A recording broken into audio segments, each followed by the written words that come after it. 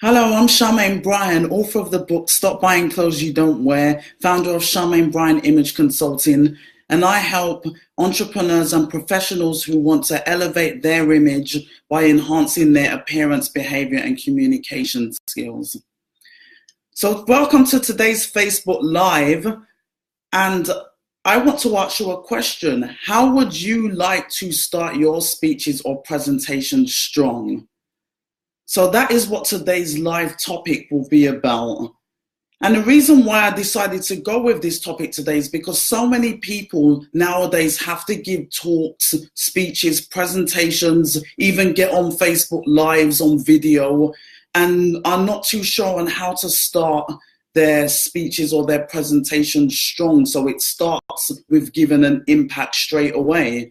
And this is close to me because I spoke on a Facebook Live a few weeks ago about, my Toastmasters experience of being a district leader and how while I'd been doing a lot of leadership, I hadn't been delivering as many prepared speeches as I used to before becoming a district leader. So as I go back to preparing speeches of my own through my Toastmasters experience, as well as doing my lives every week or presentations, I'm thinking about, well, how do I develop my speeches live? And I certainly know this is something that many people struggle with when they're trying to put together a talk. So I just wanted to give you some tips really of what we can do to start speeches or presentations live, and how you can start, and some things that you can avoid when you're starting a speech or a presentation.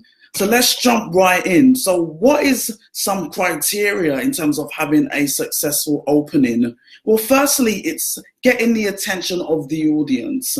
When you are speaking, whether it's live in person, on video, you want to make sure that the audience are actually listening to you. So that's why you want to start strong, because you want to make sure that they're interested in what you've got to say. The second thing is actually introduce your topic when you do start speaking, so that they're not wondering, well, what is this person going to be talking about? Oh, hi, Liam, thanks for joining. And thirdly, establish some rapport with the audience. I mean, I just done that. I saw that someone was watching this live. I said hello to them. And if anyone else is joining, do jump on and type hello in the comments. It'll be great to know that you're here. And if you're watching the replay, do put in a comment and I will certainly respond to any comments later on. And another thing, when you are starting an introduction to your speech or presentation, you don't want to take up too much time, because the main meat of your presentation is the body. So it's just really to give your audience a flavor of what you're going to be talking about. So what should you do if you want to start strong with your speeches or presentations or talks? Well, state the importance of your topic. And when I say that, as in what is in it for the audience, when you're speaking, you need to tell them up front, well, why should they be listening to you? I mean, when I started this live, I spoke about many people wondering how they can start their speeches. They want to know straight away, well, why should I be listening to this person? So if you state that, then that's a great way to get started. Another thing is another example could be, you could make a startling statement. So whenever I have a signature talk that I give on how to cultivate your professional image, and I usually start with, did you know that in less than 1/10 of a second, someone makes a snap judgment about you? And then that's giving them some food for thought as soon as you've kicked off your presentation, and they start to think, they start to think, oh, that's true. So you've got their attention. Another way you could do it is by, you could use a quote. Quotes are really powerful when you start a talk, because it really sets, and especially when use a quote that's related to what you're talking about, because then that way it really sets your audience up, and then they can think, if it's a strong quote that's relevant to what you're talking about, it can really give you some credibility. So for example, I like to do a talk on solo travel, and And a quote I usually like to talk about when I'm starting that talk is, in terms of taking risks, is that there's a quote Mark Twain says about when you think about doing something 20 years from now, you will regret what you didn't do rather than what you did do. So I usually like to start that talk off with that quote, because especially, some people who are maybe averse to risk, they may reconsider doing something out of their comfort zone there. Another thing is you could begin by referencing the occasion. So, for example, if you're, say, at a wedding, you are given a toast to the bride and groom, or you're in an award ceremony, actually beginning by addressing the actual occasion that you're at. It's great to be at this award ceremony tonight. There's no reason to not address the actual occasion. So that's a great way that gets people engaged. You're all there for a common reason. You could use humor. Telling a joke is a way to lighten the mood. And then that way, at least your audience know that you've got a sense of humor as well when you do start with a joke. That's a great way to start speeches off. And it lightens the mood, especially if it could be something heavy that you could be potentially talking about later on. At least it kind of starts people off with high spirits. Audience participation. This is one of my favorites when I'm doing a speech. So, for example, if you're talking about something, you could say, have you ever raised your hands if you've... that's a great way to get someone engaged right off the bat, because they're like, okay, we're in this together. A demonstration is a great one. Certainly, if you're, say, wanting to act something out or do a role play, that's a great way to get a speech or a presentation started, to just lay the foundation there.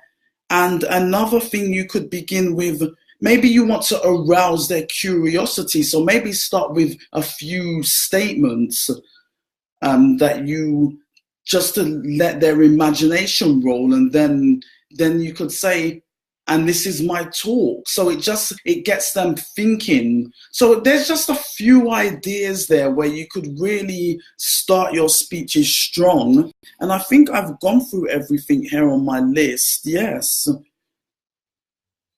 Yep, that's everything here.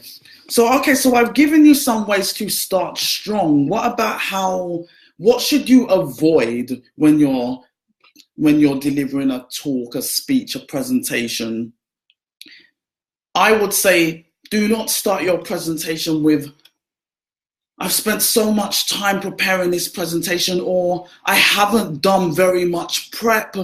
The audience don't want to know that. They want to hear you speak. So it doesn't matter how little or how much time you've put in your presentation. They're just here. They want to listen to your knowledge. They want to enjoy your talk. So you don't need to give them any kind of background of how little or a lot of preparation that you've done. And don't begin by being dull and boring. Today I'm going to be talking about this. That could work, but mainly a lot of the time that's not going to get their attention. So as I said, you start off with one of the techniques that I outlined. You use humor, make a startling statement, start off with a story. That way it just makes it much more interesting to the audience, and that way they're much more inclined to be engaged with you from the get-go. And also another thing that some speakers do like to do is delay the topic that they're going to be talking about, which it's hard enough as it is to engage an audience. And I've been in presentations where they'll start with, well, I will tell you a little bit later of what we'll be talking about. See, I'm already lost in that instance. You need to really be upfront with what you'll be discussing with your audience so that you get their buy-in straight away. So those were a few of the don'ts. Don't be boring and dull. Don't delay the mention of the topic, and do not tell them how much little or no prep that you've done. So to tie opening your talk or presentation together, I would say when you are preparing a presentation, write your introduction last once you've prepared the rest of your talk, because then that way, once you know what's in your body, what's in the body part of the talk and the end, then you can summarize at the beginning and it gives you more of a flavor of what you're talking about. It's really hard when you try and write an introduction to a talk when you haven't gotten into the meat of it. So I would advise you write that last. And also another thing, identify points that you really want to emphasize when you're starting your talk.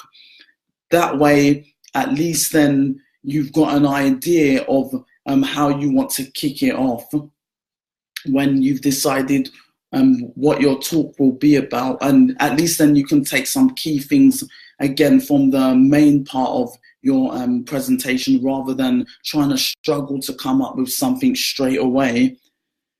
And another thing, I mean, I've given you a few techniques there. Use humor, use a quote, start with a story. So use a startling statement, use audience participation, or maybe use a demo. Decide, well, which of these think about what would be best for you. And are there any of those techniques that you have used to start a presentation or a speech that you've delivered? How have you found them? Are there any that I've suggested that you could maybe start using? I'm not saying use them all in one go. Maybe choose one or two that you could try. And then maybe when you've got another presentation, you could try something else. You can see how the audience like it and what the feedback is. I mean, and then it all depends on the type of talk or presentation that you are delivering. And sometimes a quote maybe isn't necessary if you're speaking about a particular topic, whereas a personal story may be more relevant. So it's really thinking about how does this relate to me when you're delivering your talk.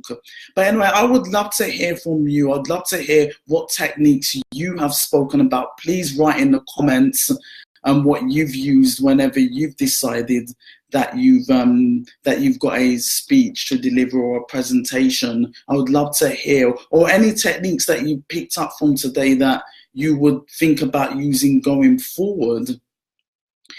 Anyway, if I love you listening to my lives, I would love for you to join in live. But if not, do go to my Facebook page, Charmaine Bryan Image Consulting, like my page so that whenever I do go live that you get the notifications and you can see and watch along with me. But if you'd like to find out some more information about me, you can definitely go to my website, charmainebryan.com. I will put the link in the comments once I go off live. But anyway, thank you for listening today. And listening to some do's and don'ts really of how to start your presentation or speech. And again, I will be back next Thursday, 3 p.m. Eastern Standard Time. Thank you for tuning in, and I'll see you next week.